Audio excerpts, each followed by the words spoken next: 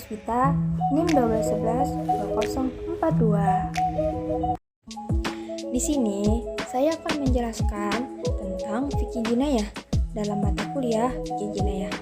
Nah, sumber hukum fikih jinayah itu terbagi menjadi dua. Yang pertama Al-Quran dan yang kedua Al-Hadis. Al-Quran yaitu memuat kumpulan firman Allah yang disampaikan kepada Nabi Muhammad SAW melalui malaikat Jibril. Dalam bahasa Arab, mukjizat Nabi Muhammad SAW tertulis dalam mushaf yang ditransmisikan secara berangsur-angsur, bernilai ibadah bagi pembacanya. Kemudian Al-Hadis secara bahasa yaitu berita, secara istilah adalah sesuatu yang didasarkan kepada Nabi Muhammad SAW berkaitan baik perkataan, perbuatan maupun ketetapan. Kemudian ada juga sumber fikih jinayah sekunder. Sumber sekundernya yang pertama yaitu ijma. Menurut Imam Al-Amidi dalam kitabnya Al-Ihkam fi Usul Al-Ahkam menyatakan bahwa ijma adalah tekad dan kesepakatan. Kemudian yang kedua yaitu qiyas. Menurut Syekh Wahab Al-Zuhaili, beliau berpendapat menyamakan suatu perkara yang tidak dinaskan, yaitu tidak tercantum dalam Al-Quran dan Sunnah. Atas ketentuannya dengan syar'i, dengan suatu perkara yang dinaskan tercantum dalam Al-Quran dan Sunnah, atau ketentuan hukumnya karena adanya persamaan keduanya di dalam sebuah hukum, yaitu alasan hukum. Kemudian yang ketiga, maslahah dan mursalah. Maslahah dan mursalah secara bahasa merupakan dari kata maslahah dan mursalah. Maslahah atau penetapan hukum berdasarkan masalah, kebaikan atau kepentingan yang tidak ada ketentuannya dari syarak, baik ketentuan umum ataupun khusus. Sementara mursalah berasal dari kata arsala yursilu irsalan, marsalan mursalatan, yang berarti mengutus, melepaskan, dan terlepas. Kemudian yang keempat, istihsan. Secara bahasa, istihsan berasal dari kata hasan yang artinya baik, ditambahkan dengan 3 huruf alif, sin, dan ta, yang kemudian menjadi kata baru yaitu istishana yang bermakna mencari suatu yang baik dan menganggap baik terhadap suatu hal. Pindahnya seorang mujtahid dari hukum kuli kepada hukum yang mengecualikan karena adanya dalil yang dijabarkan oleh akal yang memperkuat baginya untuk melakukan perpindahan tersebut.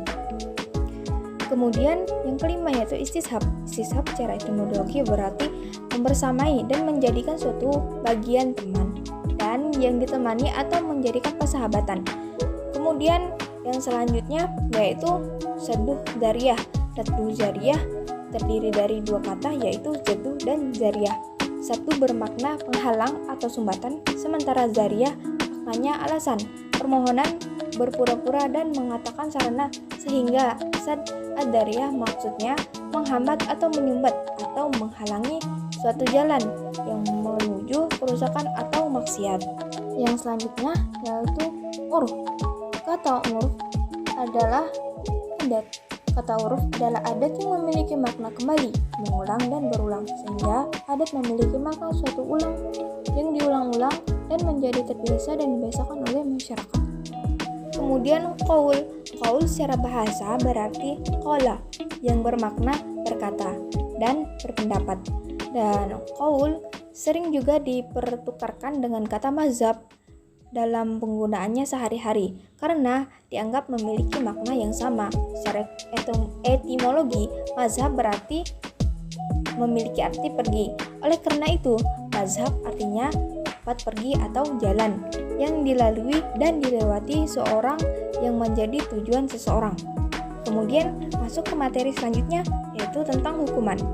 Nah, di sini pengertian hukuman yaitu secara umum bermakna sebagai himpunan atau pengelompokan peraturan-peraturan yang berisi perintah atau larangan yang menjadi pedoman tingkah laku manusia dalam hidup bermasyarakat Dengan adanya aturan ini, dalam hubungan masyarakat akan terjaga.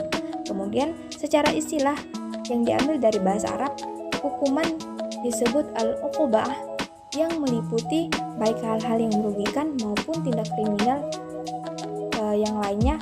Dari nama al-uqubah adalah al-jaza atau hudud. Kemudian, tujuan hukuman. Tujuan hukuman ini mencegah ataupun menakut-nakuti orang, memberikan peringatan terhadap pelaku tindak pidana, yaitu dengan sanksi yang itu bertujuan untuk mengusahakan kebaikan dan pengajaran baik pelaku jarimah ataupun tindak pidana.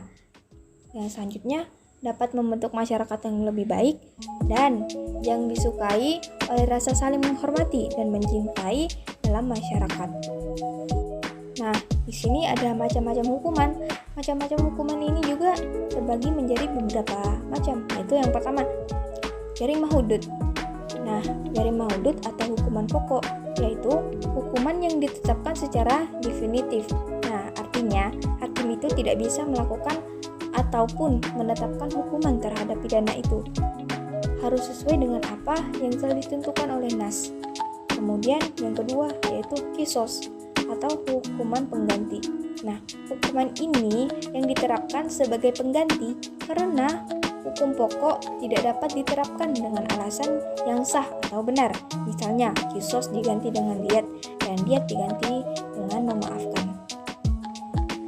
Kemudian yang ketiga yaitu hukuman tambahan, yaitu hukuman yang menyertai hukuman pokok tanpa adanya keputusan hakim tersendiri. Misalnya, bagi pelaku qadzaf diberlakukan hukuman berupa hilangnya hak persaksian dirinya dan hilangnya hak pewarisan bagi pelaku pembunuhan. Kemudian yang keempat, hukuman pelengkap. Nah, hukuman pelengkap yaitu tambahan hukuman pokok dengan melalui keputusan hakim secara tersendiri. Misalnya dari dipotongkan tangan bagi pelaku pencuri dan juga diberi tambahan hukuman yang dikalungkannya tangan di lehernya. Nah, selanjutnya pengertian syubhat. Syubhat sendiri diambil dari bahasa Arab yang artinya sesuatu yang diragukan atau tidak jelas keadaannya terhadap barang tersebut. Karena hukumannya yang tidak jelas dan samar-samar, maka Islam melanggar untuk itu. Nah, kemudian dalam Islam perkara syubhat itu terbagi menjadi 3 jenis, diantaranya yaitu yang pertama, suatu yang haram bercampur dengan yang halal. Contohnya seperti buah hasil curian termasuk makanan yang haram. Kemudian buah ini tercampur dengan sekeranjang buah halal lainnya. Dalam hal ini, makanan haram yang bercampur dengan makanan yang halal serta tidak bisa dibedakan buah mana yang hasil curian atau haram dan mana buah yang halal, maka ia tertolong karena perkara syubhat. Nah, selanjutnya yang kedua, perkara halal, yaitu misalnya seorang berwudu untuk sholat, lalu ia ragu apakah sudah batal atau belum. Dalam kasus ini, perkara syubhatnya tidak berpengaruh apa-apa karena keraguan itu muncul atas hal yang pasti, yaitu sudah berwudu. Karenanya, ia dapat tetap sholat dan ibadahnya tetap tergolong sah. Nah, sekarang kita masuk langsung ke materi yang selanjutnya, yaitu tentang asas-asas umum dalam hukum pidana. Yang pertama yaitu asas legalitas. Kata asas berasal dari bahasa Arab yaitu asasa, yang berarti dasar hukum atau prinsip. Sedangkan kata legalitas berasal dari bahasa Latin yaitu lex, yang berarti undang-undang. Dengan demikian, asas legalitas adalah keabsahan suatu hukum menurut undang-undang.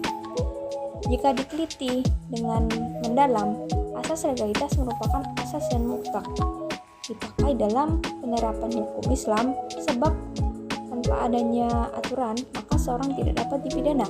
Hal ini menunjukkan bahwa dalam hukum Islam ditemukan adanya ketentuan asas legalitas. Nah, ada juga nih asas legalitas dalam hukum Islam yang berbunyi yaitu tidak ada tindak pidana dan sanksi hukum tanpa adanya nas dalam tindak pidana hudud. Kemudian, tidak ada tindak pidana dan sanksi hukum tanpa adanya nas dalam tindak pidana kisos. Kemudian, tidak ada tindak pidana dan sanksi hukum tanpa adanya nas dalam tindak pidana takzir. Dari ketiga ketentuan di atas, dapat kita pahami bahwa seseorang tidak dapat dikenai tuntutan atau pertanggungjawaban tindak pidana tanpa adanya nas yang menentukannya, yaitu dalam lingkup pidana kisos, dan tidak ada pidana hudud. Demikian juga dengan tindak pidana takzir. Akan tetapi dalam lingkup tindak pidana takzir, pemakaian asas legalitas memiliki ciri khas tertentu, yaitu berlakunya kewenangan pemerintah dalam menentukan jenis hukuman yang ditetapkan. Nah, ada juga nih asas tindak berlaku surut, yaitu asas ini tidak berlaku surut merupakan kelanjutan dari asas legalitas dalam hukum pidana Islam. Dalam asas ini mengandung arti bahwa setiap aturan pidana yang dapat terkemudian tidak dapat terjerat perbuatan tindak pidana yang dilakukan sebelum aturan itu dibuat. Asas ini melarang berlakunya hukum pidana ke belakang kepada perbuatan yang belum ada peraturannya. Hal tersebut didasarkan atas firman Allah Subhanahu wa taala yang berbunyi, "Dan janganlah kamu kawini wanita yang telah dikawini oleh ayahmu, terkecuali pada masa yang telah lampau. Sesungguhnya perbuatan itu amat keji dan dibenci Allah, dan seburuk-buruknya jalan yang ditempuh." Quran Surah An-Nisa ayat 22. Ayat di atas menunjukkan bahwa Allah memaafkan perbuatan-perbuatan yang dilakukan umatnya sebelum adanya aturan baru yang menyatakan bahwa perbuatan-perbuatan tersebut perbuatan jarimah atau maksiat. Hal ini menunjukkan bahwa hukum itu berlaku tidak surut. Lanjut, yaitu asas praduga tak bersalah. Asas praduga tak bersalah suatu konsekuensi yang tidak bisa dihindari dari asas legalitas adalah asas praduga tidak bersalah. Menurut asas ini, semua perbuatan dianggap boleh kecuali dinyatakan sebaliknya oleh suatu nas atau hukum. Jadi, asas praduga tidak bersalah yaitu asas yang mendasari bahwa seorang yang dituduh melakukan suatu kejahatan harus dianggap tidak bersalah sebelum dihakimi dengan bukti-bukti yang meyakinkan menyatakan dengan tegas kesalahan tersebut. 14 abad yang lalu, Nabi Muhammad SAW bersabda, "Hindarkan bagi muslim hukuman hudud. Kapan saja kamu dapat menentukan jalan untuk membalaskannya.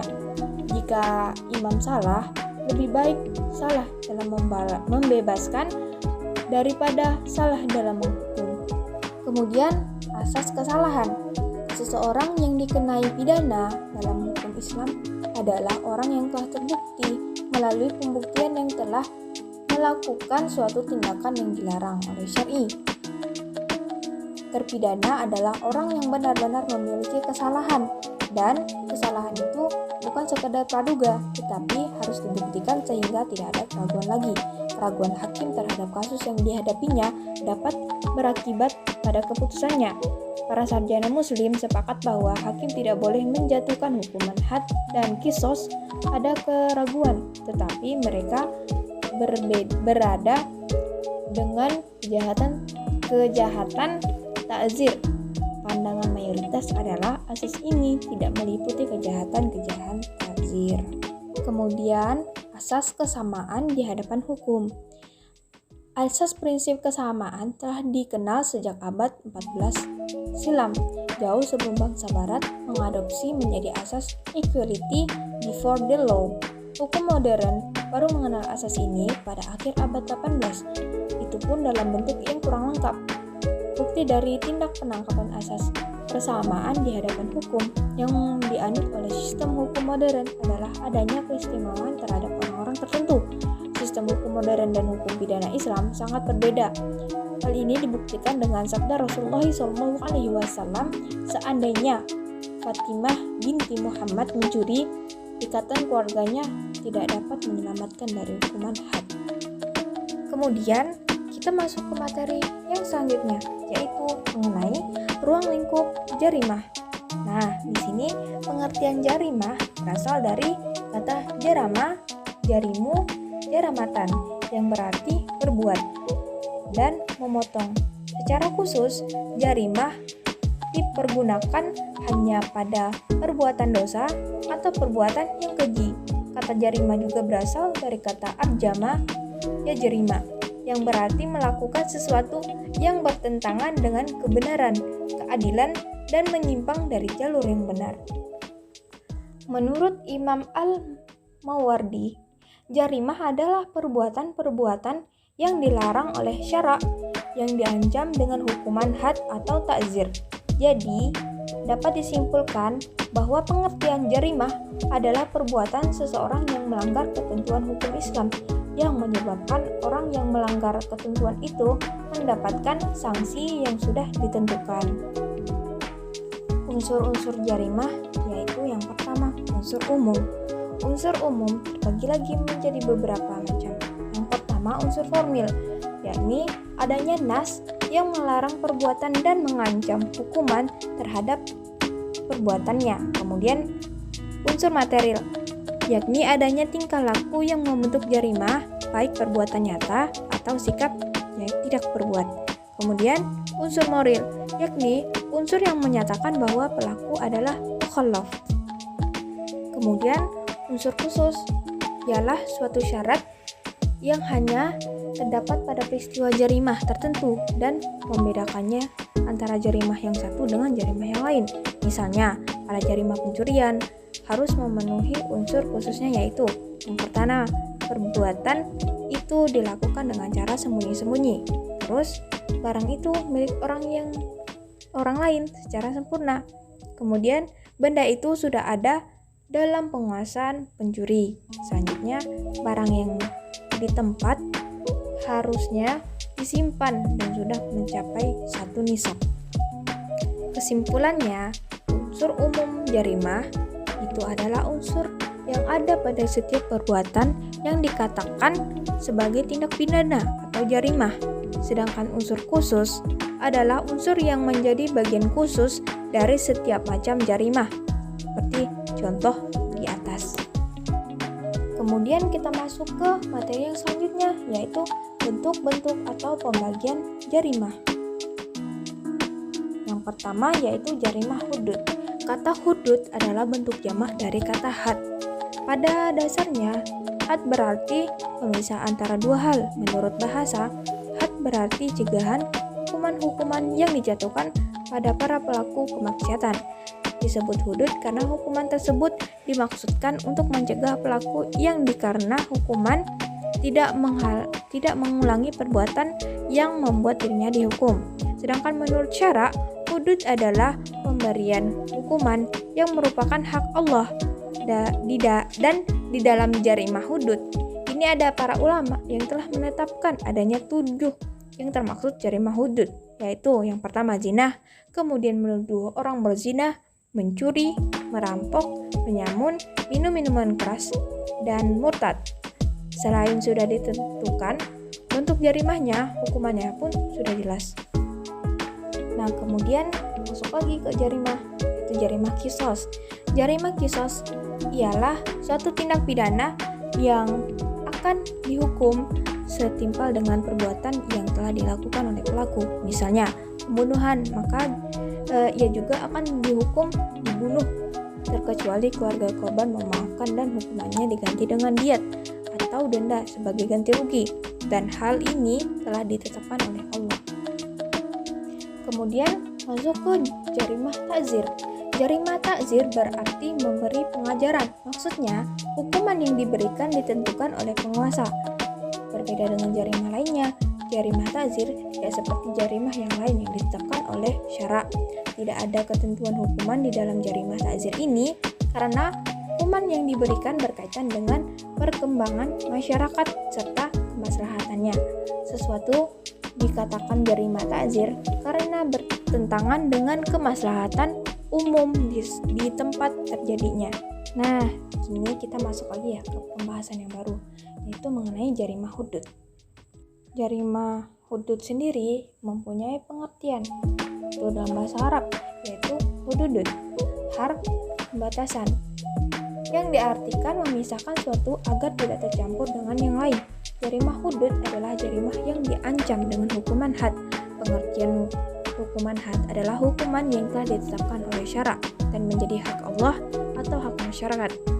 Adapun jarimah-jarimah yang termasuk dalam jarimah hudud adalah jarimah zina, zina menuduh zina, jarimah perampokan, jarimah pembunuhan, jarimah pemberontakan, pencurian, dan jarimah minuman keras.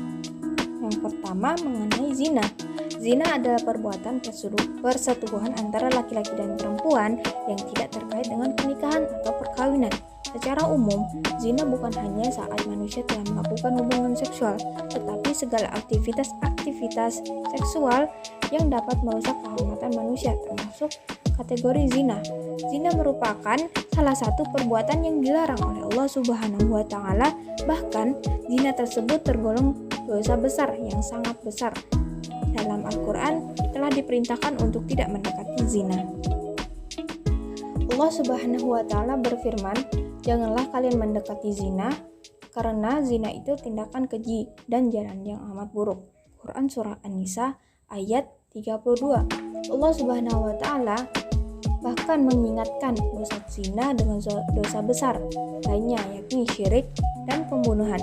Firman Allah, "Dan orang-orang yang tidak menyembah Tuhan selain berserta Allah dan tidak membunuh jiwa yang diharamkan Allah atau membunuhnya kecuali dengan alasan yang benar dan tidak berzina.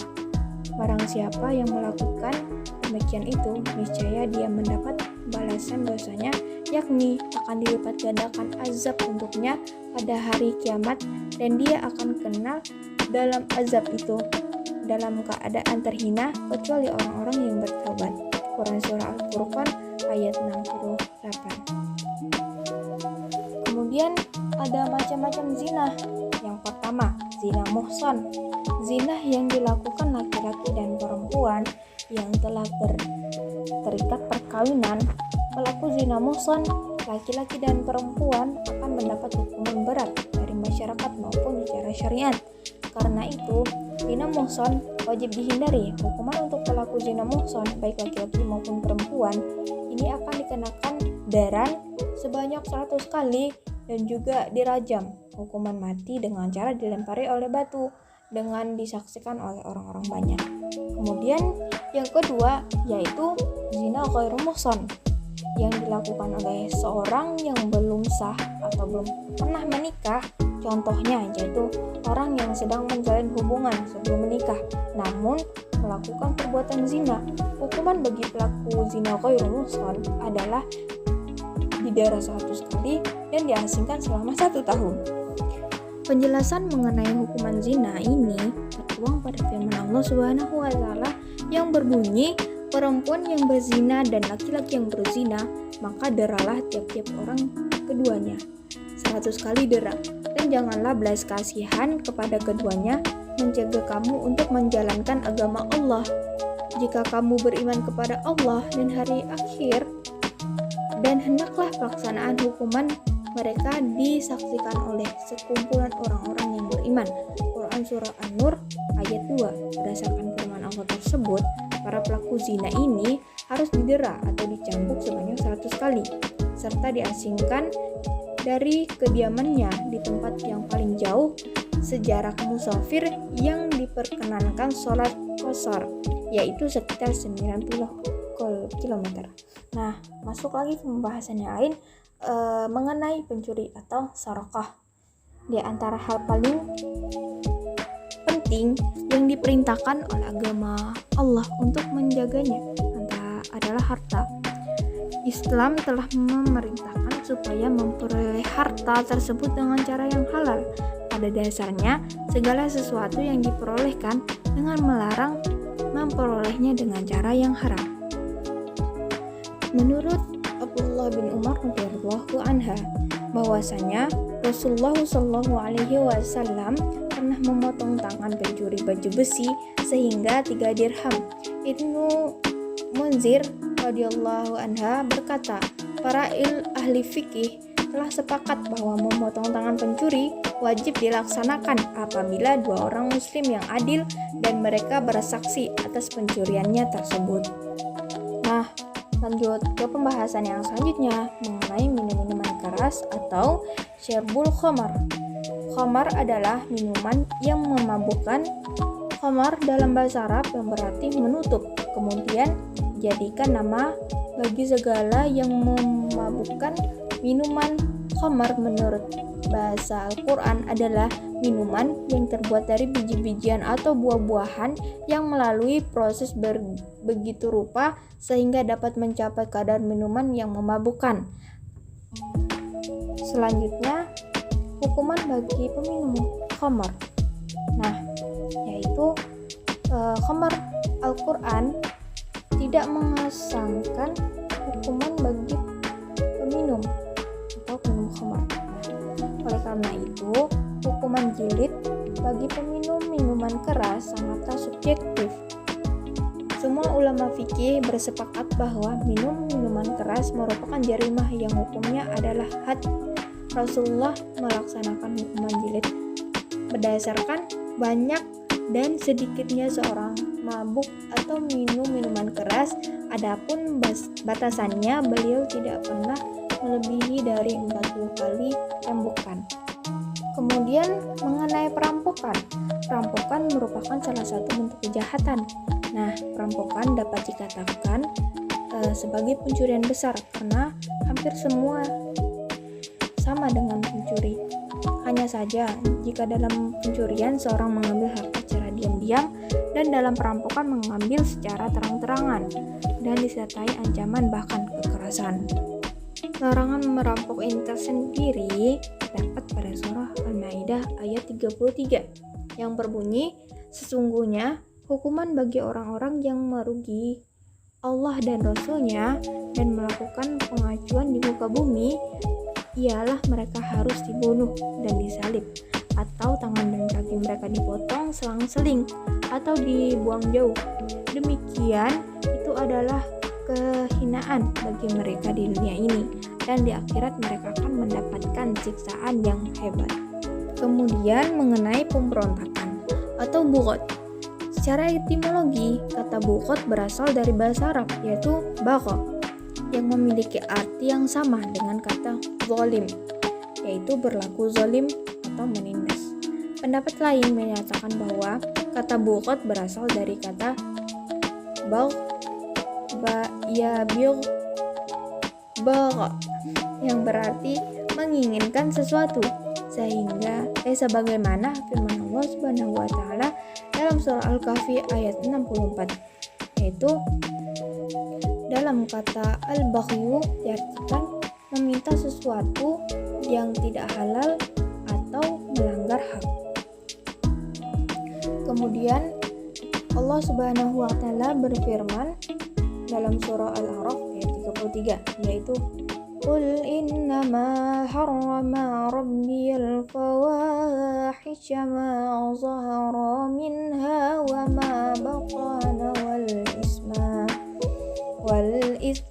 wal baghya bighairil haqqi wa an tusyriku billahi ma lam yunazzil bi sulqana wa an taqulu 'ala Allahi ma la ta'lamun, yang artinya Tuhanku hanyalah mengharamkan perbuatan yang keji, baik yang nampak ataupun yang bersembunyi, dan perbuatan dosa melanggar hak manusia tanpa alasan yang benar.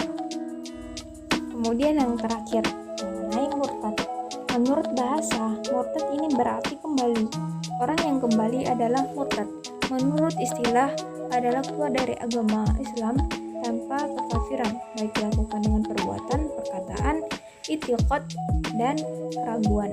Murtad adalah sikap mengganti atau meninggalkan suatu agama yang dilakukan oleh seseorang, sehingga ia menjadi ingkar terhadap agama yang diyakini sebelumnya. Murtad berasal dari bahasa Arab yang bermakna keluar. Dari segi istilah, murtad berarti meninggalkan atau keluar dari agama Allah dan meluk agama lain.